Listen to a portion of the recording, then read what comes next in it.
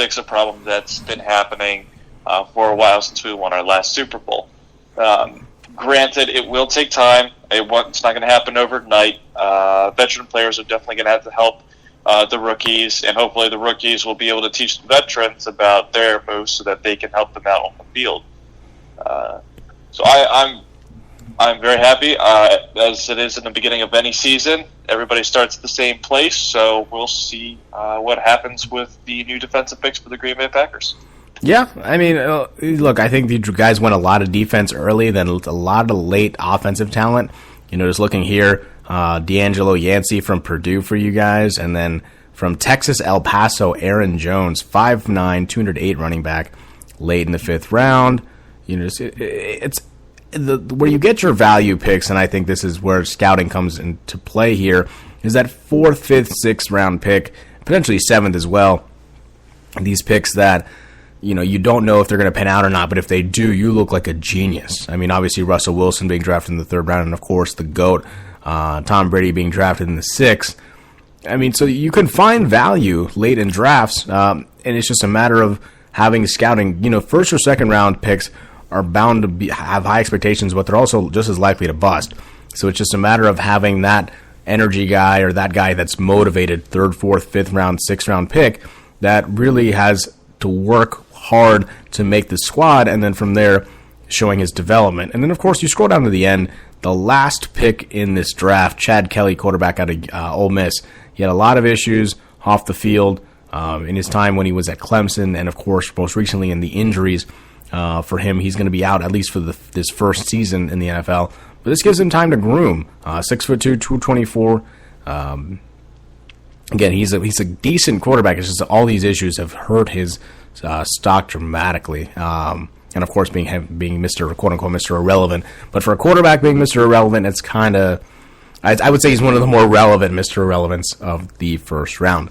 We'll take a short break. When we come back, we'll talk about the NBA playoffs. We have semifinals now. So, on the West, you have Golden State and Utah, Houston and San Antonio, and in the East, you have Boston and Washington, as well as Toronto and Cleveland. So we'll talk about what we think from there and who do we expect to see in the conference finals. All that and more on the Spicy Sports Show with Sam Cerrone and Tom Crane on Spreaker Radio.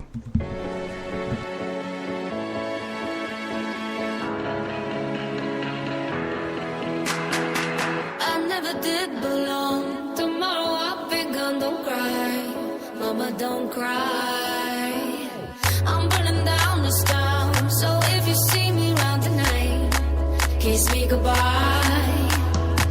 By your side is where I wanna be, young and wild with no apologies. I could die, it feels so good to be running wild with you right next to me.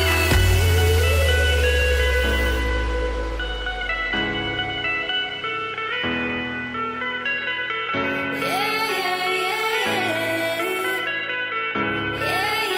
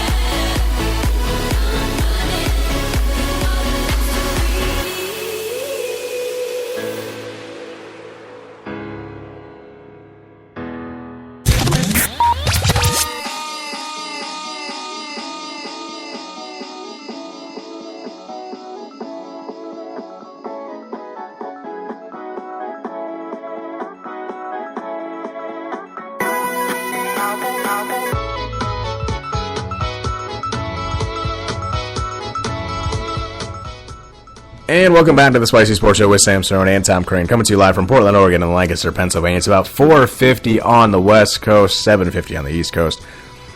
NBA playoffs, Elite Eight matchups here.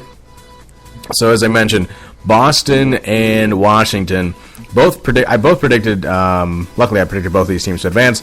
Boston's winning 1-0 in this series. In the second matchup, the Cleveland Cavaliers went up 1-0 as well over Toronto, 116-105 last night as well. And what a highlight reel it was for Cleveland. In the West, Golden State and Utah Game 1 tips off tonight. You can check it out, 10:30 Eastern, 7:30 Pacific on TNT. It should be a really good matchup. I'm excited. Utah's youth, and again, they're not expected to beat Golden State, so they have no pressure on them. That means they're probably going to play a little bit looser, whereas Golden State, I believe Kevin Durant is back for the Warriors, so it's just a matter of can they put it together and get it back to the conference finals once again. In the other matchup, the 2-3 San Antonio and Houston, the battle for Texas. What a matchup it was in game number 1, 126-99 for Houston. It was the worst playoff loss in postseason franchise history for the Spurs, as you can imagine. 27-point loss. But hey, you don't count out Pop Spurs just yet.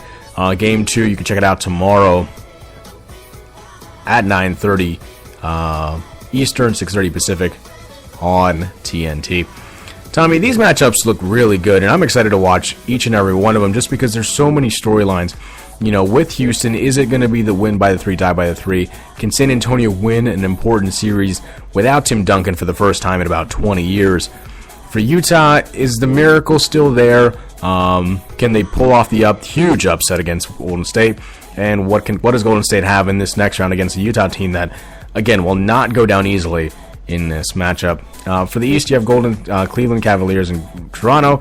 Again, can Cleveland make it back, or can Toronto pull off the upset to avenge last season's conference title loss and conference championship loss? And then Boston, the number 1 seed, can they face Cleveland again in the conference finals against a Washington team that we really don't expect too much at this point? So, Tommy, what are your predictions heading into these series? Heading into the series for the first off, Celtics and Wizards. Celtics and Wizards, I think they'll go to 6. Wizards definitely fight back when they get to their home territory, but I feel the Celtics will win both games at home. Isaiah Thomas is just a force to be reckoned with, especially in the fourth quarter, as we've been saying all along. John Wall is a spectacular point guard and has been playing great ball, especially in the playoffs, but he played 39 minutes last game and only had 4 rebounds, 16 assists, and 20 points. So he's definitely passing the ball around, having some good looks, but unfortunately they were not able to beat the Celtics. When it comes to the Cleveland Cavaliers and Toronto, that was a laughable game just because if you saw the highlight reel, it was basically a dunk fest for the Cleveland Cavaliers. LeBron James and Kyrie Irving hooked up early. Kyrie tossed it off the backboard, which is an insult because when it comes to an alley-oop, you pass it to the player. Not this time. LeBron just takes it off the glass and just slams it home, just showing that they are the dominant force against the Toronto Raptors, and they showed it with the score of 116-105. I have no doubt about the Cavaliers will definitely win this matchup, but at most, I feel like it will go to 6, but I have a feeling that it'll probably only go 4 or 5. When it comes to Rockets and Spurs, the Spurs are having a difficult time, especially against Houston without Tim Duncan. Will that stop Kawhi Leonard, who is the best dual player on the field, against James Harden, who is the best offensive player? Kawhi just needs to get his feet settled, needs to be calm in this situation. And I think that they will win, but in 6 games. Spurs just need to pick it up. Kawhi needs to find his rhythm because he did not last night. And hopefully their second quarter woes will not happen again because they scored only 16 points in the second quarter when Houston had scored 35. With that, we have the Utah Jazz and Warriors that I'm looking at, and the Warriors definitely are the team to beat in the Western Conference. And as you said, Utah Jazz, they are the underdogs. They have no reason to win, but because of the comments said about how Utah was very boring, and they wish that the Golden State Warriors did not go to Utah because there's nothing to do, just puts a little bit more of a lull to their game, I feel. So Utah Jazz is going to keep it close, and I want to say that this might be my dark horse matchup. I feel that Utah Jazz could surprise Golden State Warriors and beat them in 6 or, if possible, 7. What? This is going to be an upset, I feel. Wow. And if this happens, Sam, you... we'll make a side bet after this, but I feel that the Utah Jazz will beat the Golden State Warriors in the semifinals. Okay. So, yeah, those are my picks. Wow. So if I'm going to recap it right, Boston, Cleveland, Utah, and San Antonio? Or did you pick Houston?